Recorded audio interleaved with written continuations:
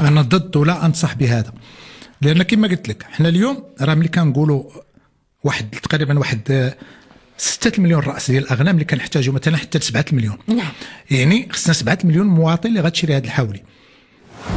تصوري مثلا شرات مليون ولا 2 مليون في هذه الايام هذه، وبقات 5 مليون حتى اليوم الاخير او اليوم، راه واخا تكون الوفره الثمن غادي يرتفع اوتوماتيكمون. كيدخلوا هنا المتطفلين، كيدخلوا السماسره، كيدخلوا الشناقه، كيبداو يشريو وكيبداو يطلعوا الثمن. انا لهذا ضد هذه الفكره، وانا دائما كنقولها وراه قلتها لك السنوات اللي قبل في نفس البرنامج هنايا، قلت لك بانه ما خصناش نبقاو ونقولوا راه غنتسناو باش طيح الغنم حيت كاينه الوفره.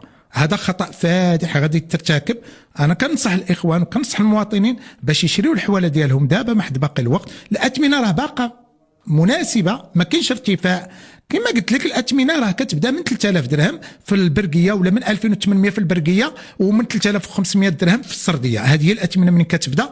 كل واحد يشري على قدر المستطاع ديالو، ما يبقاش يقول لا راه ربما الحول ديال 5000 درهم راه غنشري ب 2500 درهم في الاخر. راه مستحيل حتى الا شراه. راه حتى لو وقعت هذه العمليه هذه راه كون على يقين باننا عاوتاني غنضرب واحد الفئه اخرى اللي هو الكساب.